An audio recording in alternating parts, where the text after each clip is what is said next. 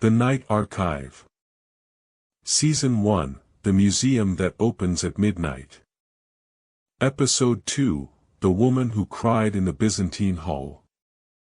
The rule was simple. If a woman cried in the Byzantine Hall, keep walking. Do not comfort her.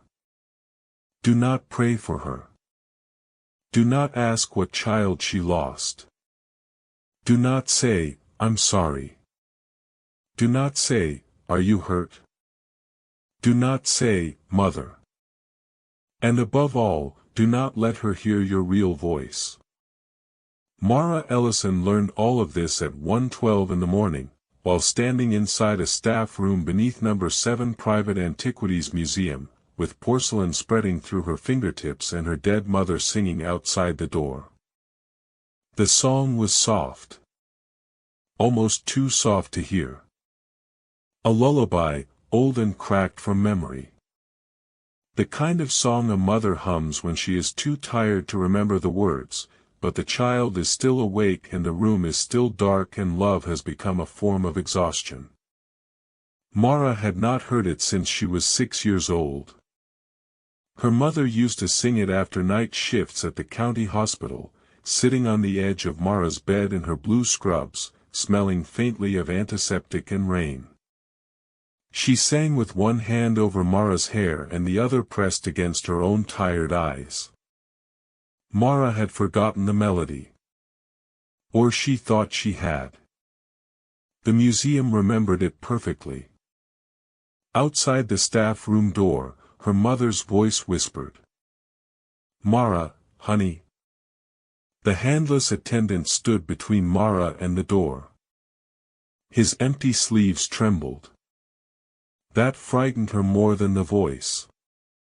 Until now, nothing had made him look afraid. Not the contract that bled eyes. Not the elevator that moved through years. Not the burial beast that showed Mara the grave she believed she deserved. But the crying woman made him stand very still. The doorknob turned once. Slowly. The attendant said, "Do not answer." "I know." "No. You understand the instruction. That is not the same thing as knowing the danger." The voice outside became softer. "Mara, please. I'm so cold." Mara's throat closed. Her mother had died in late October. Not dramatically. Not in a way stories respected. No final speech. No beautiful goodbye. She had been alone in a hospital room because Mara had stepped into the hallway to argue with an insurance representative about a claim code. 11 minutes. That was how long Mara had been gone. Long enough for a nurse to silence an alarm. Long enough for a heart to stop.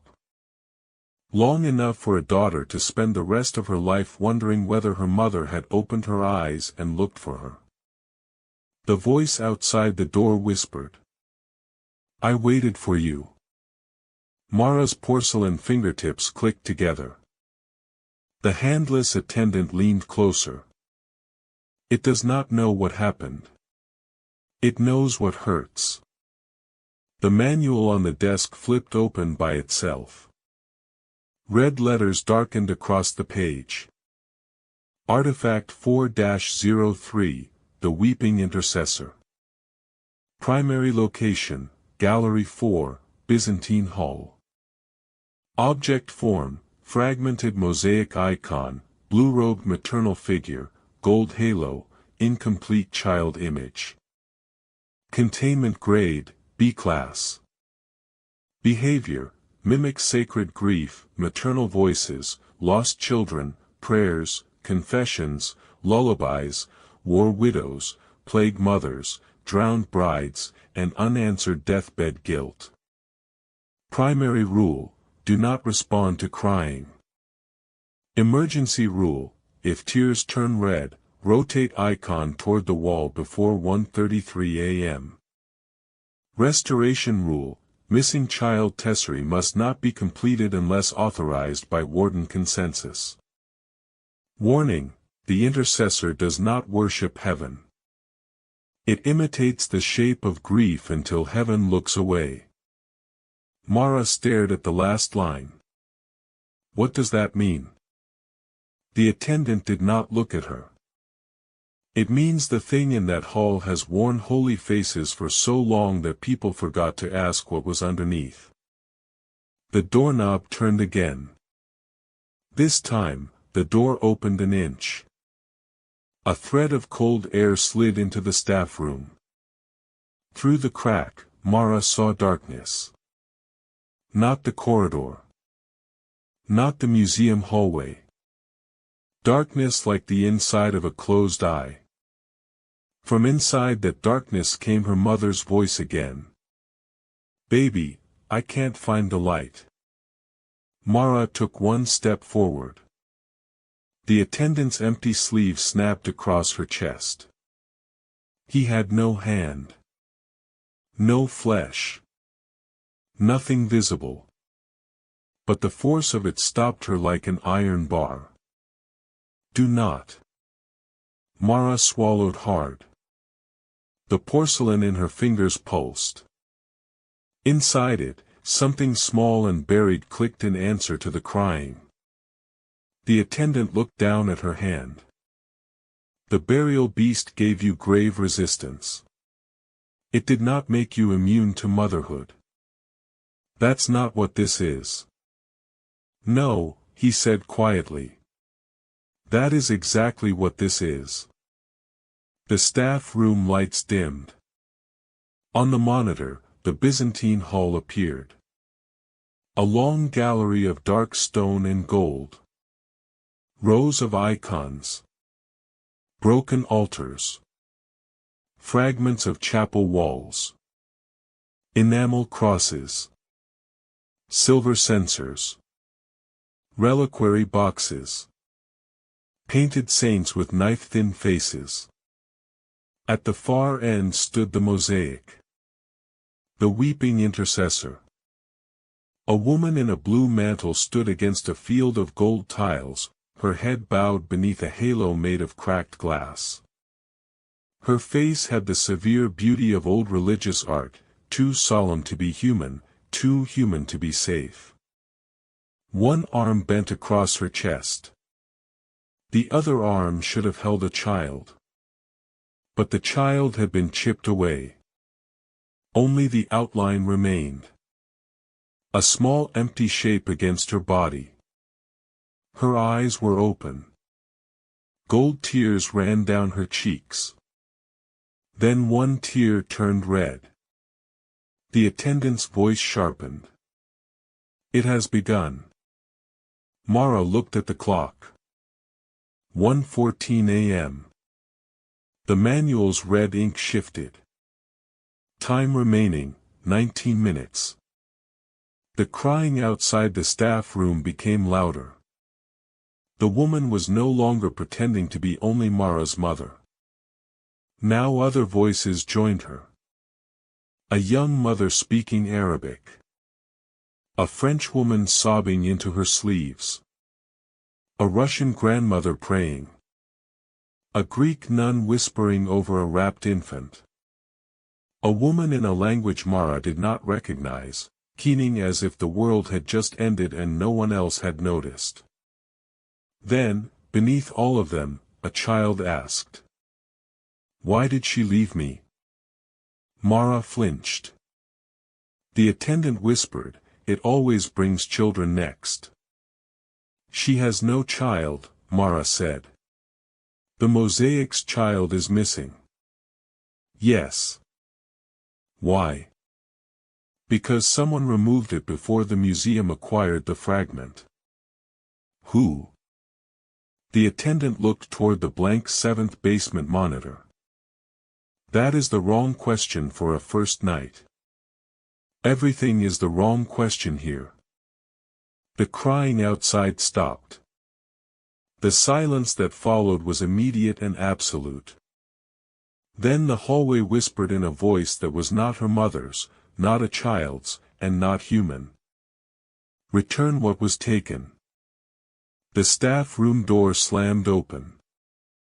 The corridor beyond had become a church aisle. Number 7 did not transform completely. It was worse than that. It overlapped. The fluorescent light of the staff room remained behind Mara, buzzing faintly over the metal desk and security monitors. But the corridor outside had lengthened into a nave of dark stone. Pillars rose where pipes should have been. Blue candle flames flickered along walls painted with severe saints. At the far end, somewhere beyond the impossible church, the Byzantine Hall waited. The handless attendant stood at the threshold. He did not cross. Mara looked at him. "You're not coming. The intercessor dislikes me. Because you have no hands.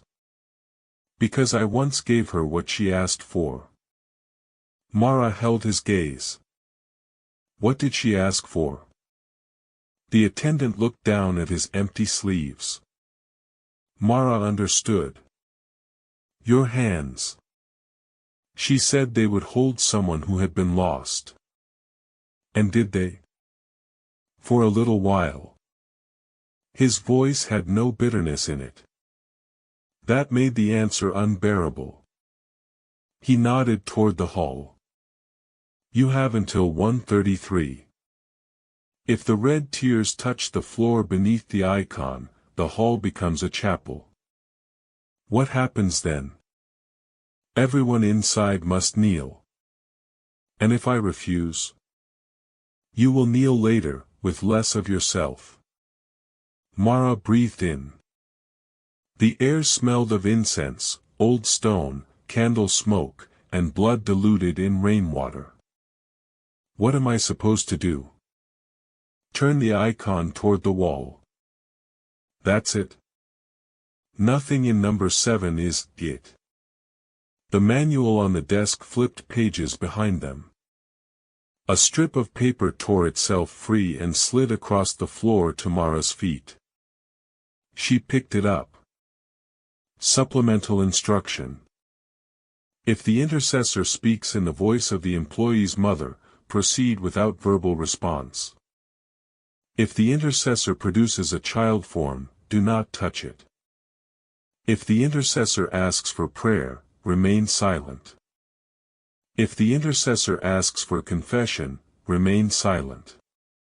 If the intercessor asks for restoration of the missing child image, refuse unless 3 wardens are awake and facing east.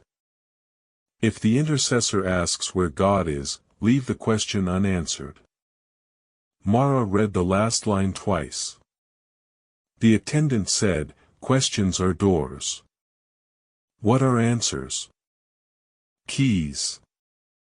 The crying started again from the Byzantine Hall. This time, it did not sound like one woman. It sounded like history. Mara stepped into the corridor. The church aisle stretched before her. Behind her, the staff room door closed. The sound echoed through stone. The Byzantine Hall had not looked this large on the monitor. It should have been a gallery. A long room. Contained. Mapped. Numbered.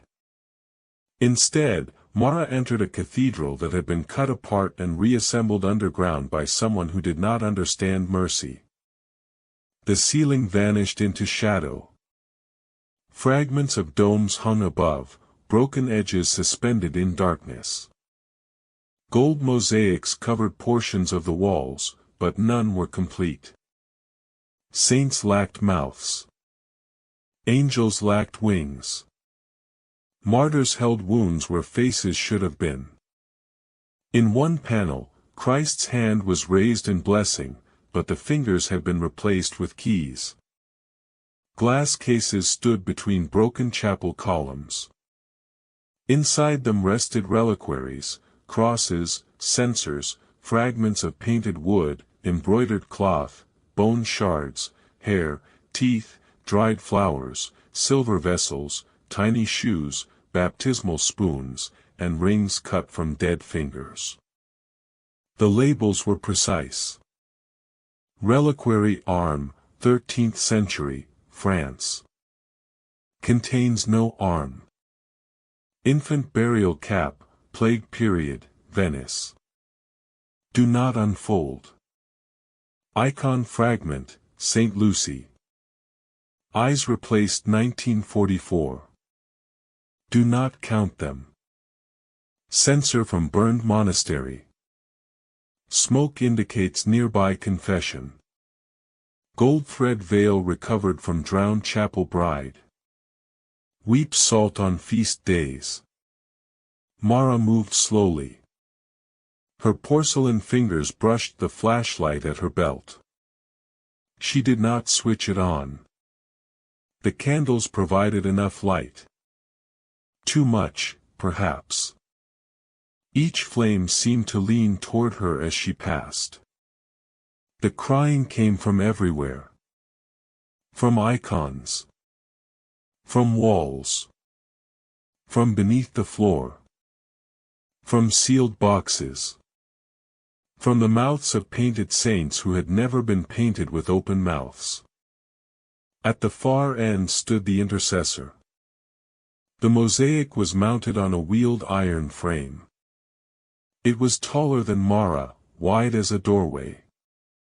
The gold background shimmered in the candlelight. The woman's blue robes were made of thousands of glass tesserae, each one cracked slightly, as if the image had survived a fire.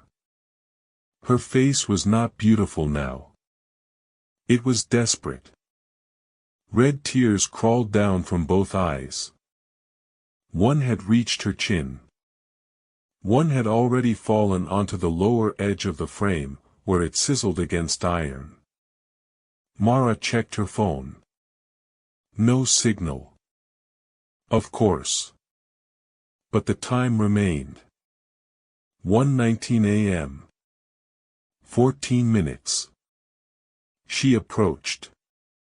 The mosaic woman's eyes moved. Not like the burial beast. Not rolling. Not mechanical. Her eyes focused. Recognized. Grieved. The voice that came from her was Mara's mother's voice. Oh, honey. Your hands. Mara stopped. The porcelain had spread during the walk. Just past the first knuckle now. Pale and glossy. Beneath the surface, faint gold lines moved like veins of light. Her mother's voice trembled. What did they do to you? Mara said nothing. The mosaic woman wept harder. You always try to fix things alone. Mara's jaw tightened. The icon continued. You fixed strangers. You fixed strangers so their families could say goodbye. But you never let anyone fix you. Mara gripped the iron frame. It burned cold beneath her palms. The manual had said rotate the icon toward the wall. Simple. Physical. Move the frame. Turn the image away. But the wheels were locked. Or the floor had tilted. Or the entire hall did not want her to move it. She pushed. The frame groaned but did not turn. The red tears slid lower. The icon whispered. I was not angry. Mara froze. The hall went silent. All the crying stopped at once. Her mother's voice spoke gently from the mosaic. When you left the room, I was not angry. Mara closed her eyes. No. The voice continued. I was scared. But I was not angry. Mara's nails dug into the frame. Her porcelain fingertips did not bend. You want to know if I asked for you? The icon's voice was soft enough to crawl under skin. You want to know if I died wondering why my daughter was not there? Mara breathed through her nose. Do not answer. Do not answer. Do not answer. The icon whispered. I can tell you. Mara shoved the frame. It moved 1 inch. The hall screamed. Every saint turned its head. Every reliquary rattled. Candles flared blue-white. From behind Mara, a child's bare feet slapped against stone. Mama. She did not turn. Small footsteps came closer. Mama, why won't you look at me? Mara pushed again. The frame moved another inch. The voice behind her became younger. Not a stranger's child. Not a relic's imitation. Herself. 6 years old. Mama, did I do something wrong? Mara's arms shook. The icon spoke in her mother's voice. She is you, Mara. The child you left behind when you learned to be useful instead of loved. The child behind Mara began to cry. Mara stared at the wall ahead. If she turned the mosaic fully, its face would meet the stone. Containment restored. That was the task. That was all. But the missing child-shaped space in the mosaic had begun to glow. A small outline against the blue-robed woman's chest. Empty. Waiting. The icon whispered. Restore what is missing. The child behind Mara sniffled. I'm cold. The missing shape brightened. Mara understood. The mosaic did not only want sympathy. It wanted completion. Not the real child from the original icon. Not even a child. It wanted Mara to fill the empty place with the version of herself that still needed a mother. The frame loosened slightly. As if offering a bargain. Complete the image. Receive the answer. Become held. For one moment, Mara wanted it so badly she could not breathe. She imagined stepping into the empty shape.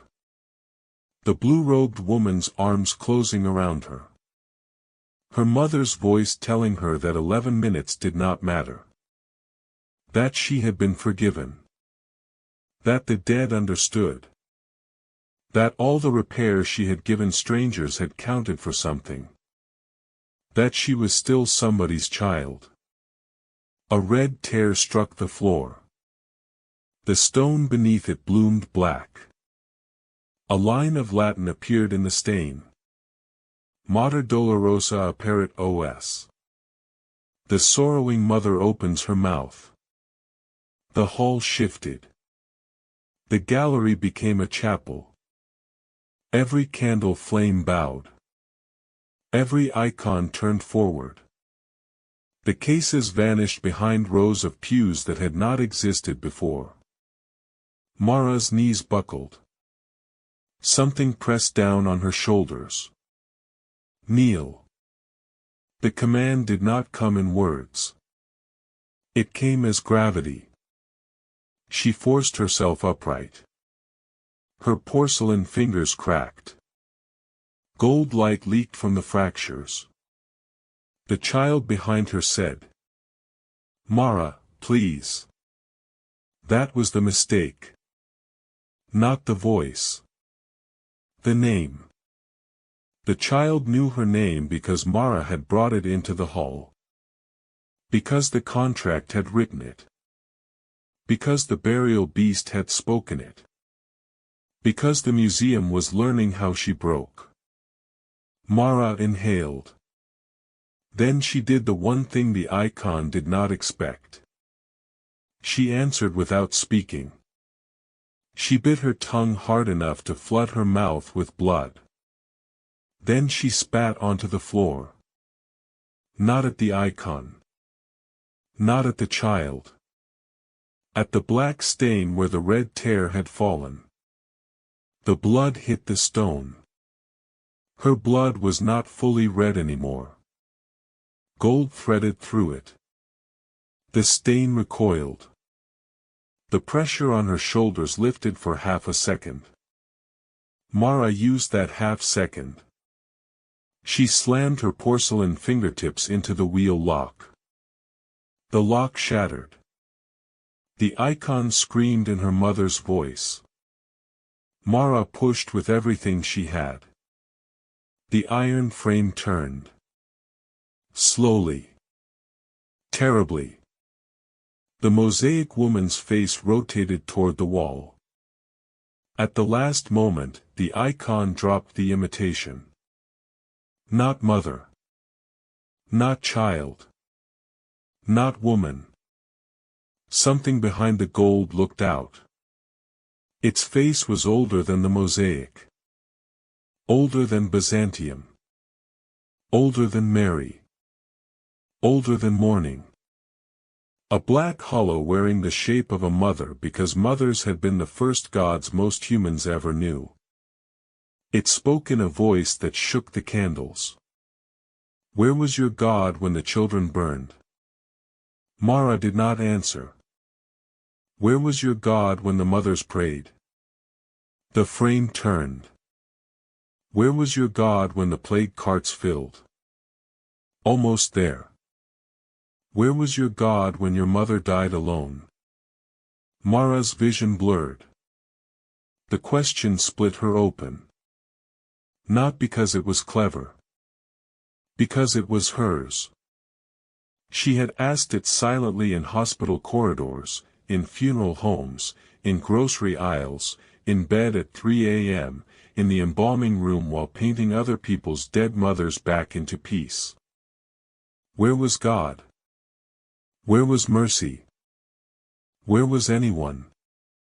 The icon whispered.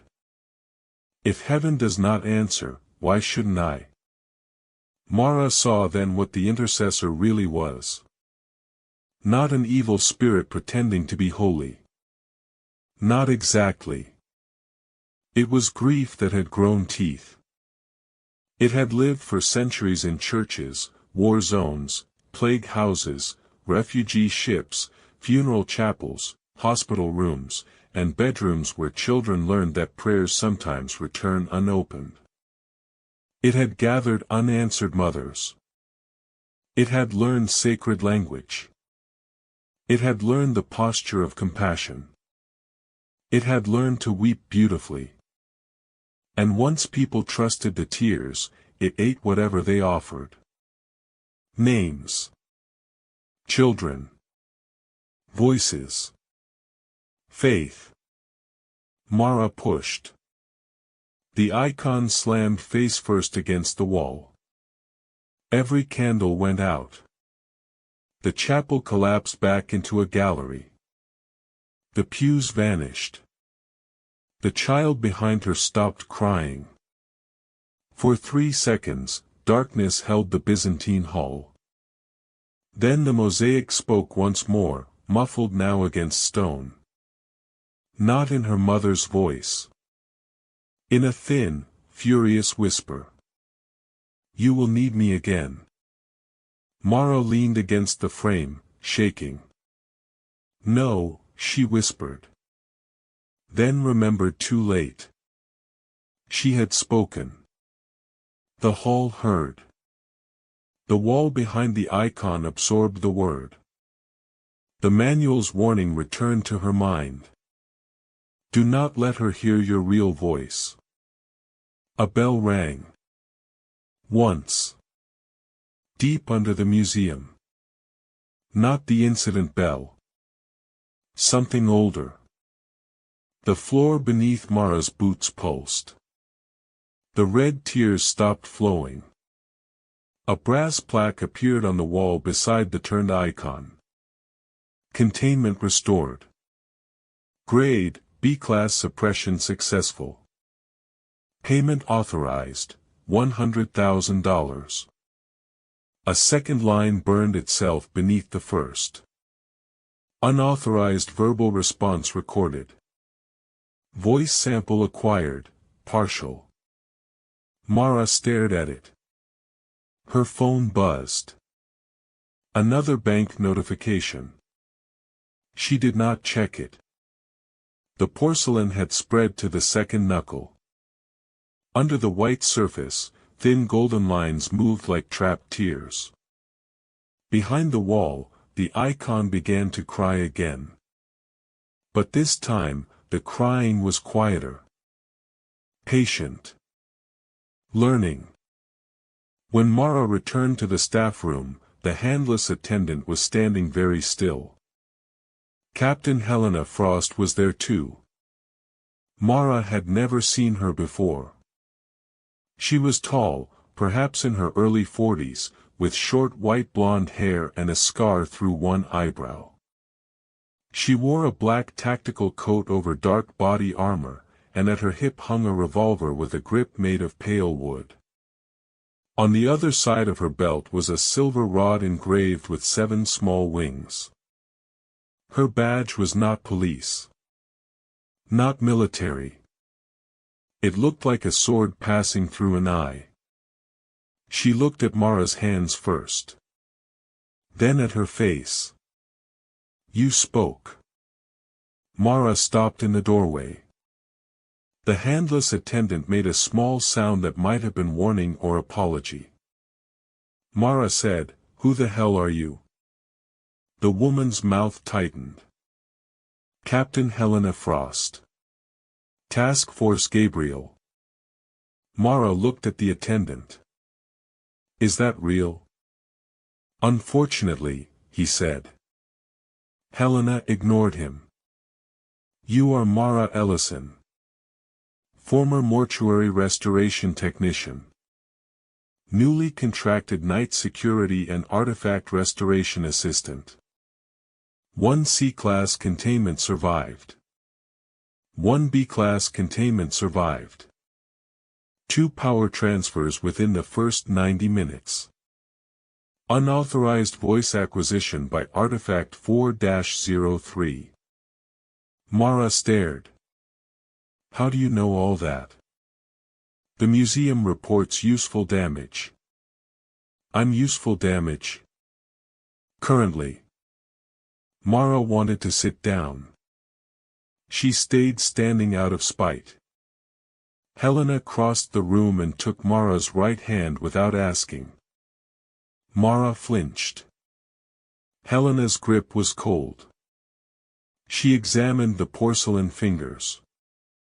The gold moving beneath them. Grave resistance from the funerary beast. Maternal grief resonance from the intercessor. Early stage vessel compatibility. Vessel for what? Helena released her hand. That depends how long you survive. I'm getting very tired of people answering like that. Then you'll hate government work. The handless attendant said, Captain Frost arrived because the 7th basement monitor activated. Mara looked toward the blank screen. It was no longer blank. Darkness filled it. But not static. Actual darkness. Depth. In that darkness, something enormous breathed slowly. No shape. Only pressure. Only the suggestion of eyes that had closed again but not forgotten the room. Helena's expression was grim. It heard the intercessor sing. The attendant nodded. It opened its eyes for 3 seconds. 3. Yes. Helena muttered something under her breath. It sounded like a prayer with the middle cut out. Mara looked from one to the other.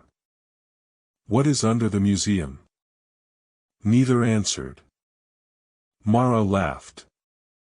It was not a sane laugh. Of course. No question. Wrong question. First night. I know. Helena looked at the manual. The pages were turning by themselves. Not randomly. Rapidly. Toward a section bound in black thread.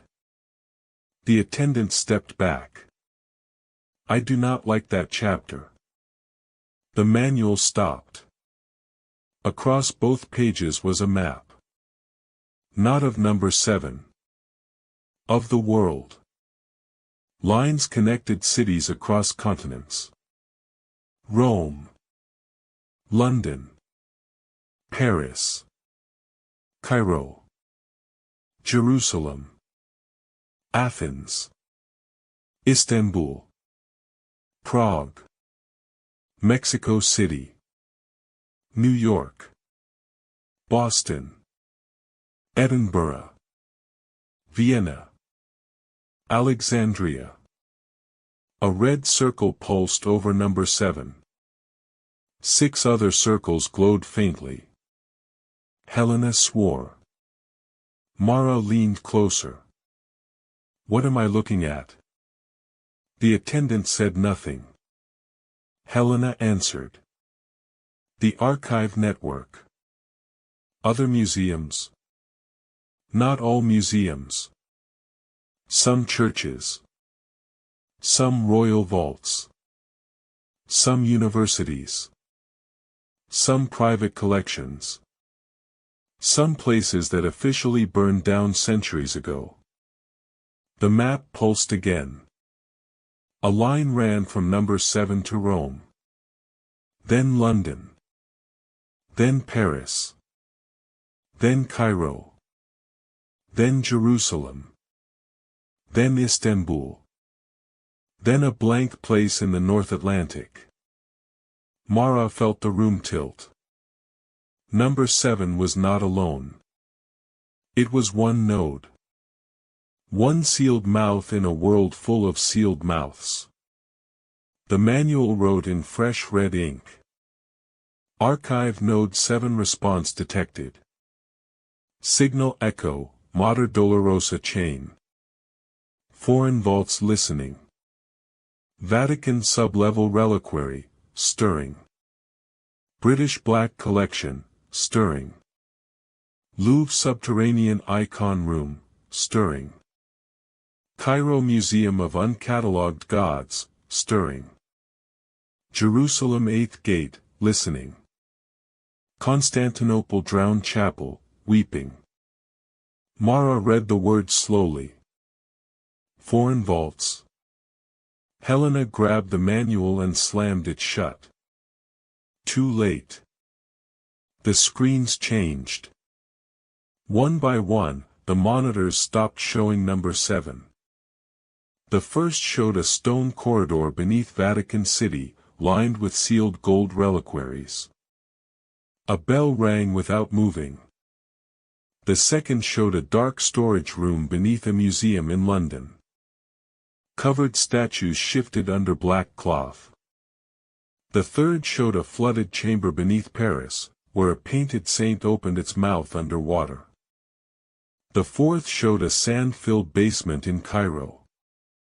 A jackal-headed figure turned toward the camera.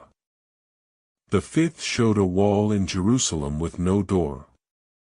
Then the wall opened. Only an inch. Helena drew her revolver. The handless attendant whispered. The intercessor cried through the network. Mara looked at him. What does that mean? It means grief travels faster than containment.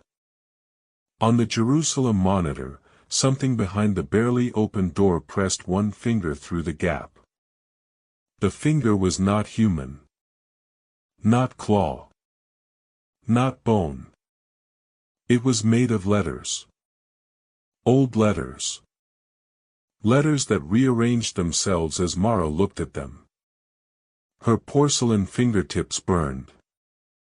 The gold beneath them moved faster. The finger on the monitor bent, as if pointing directly at her. Then all screens went black. In the silence, the museum's main bell rang 3 times. Helena holstered her revolver very slowly. "Mara Ellison," she said, "your contract just became a federal matter." Mara stared. "I didn't even finish my first shift." "No," Helena said. "But something under the 7th basement noticed you. And when it noticed you, the rest of the world noticed number 7. The manual reopened. A new line appeared. Employee status updated. Probationary night guard. Restoration vessel candidate. Potential 14th warden replacement. The handless attendant went completely still. Helena looked sharply at the page. Mara read the final phrase. 14th warden. No one answered. That was answer enough. From somewhere upstairs, the Byzantine Hall began to ring with hundreds of tiny bells. The intercessor was still turned toward the wall. Still contained. Still weeping. But now her crying was not only inside number 7. Across the world, in hidden vaults and sealed chapels and museum basements that did not appear on public maps, other things had begun to cry back. And beneath them all, under the 7th basement, the ancient appetite smiled in its sleep. End of episode 2. Shorts hooks. The museum's rule said never answer a crying woman. Then the voice outside the door became Mara's dead mother. In the Byzantine Hall, a holy icon began to weep blood, but it was not worshipping heaven. The crying woman did not want comfort. She wanted Mara's voice. When Mara turned the icon toward the wall, every hidden museum in the world heard it cry. Number 7 was not the only supernatural museum. It was only Node 7. Future Universe Expansion Seed. At the end of episode 2, the Archive network is revealed.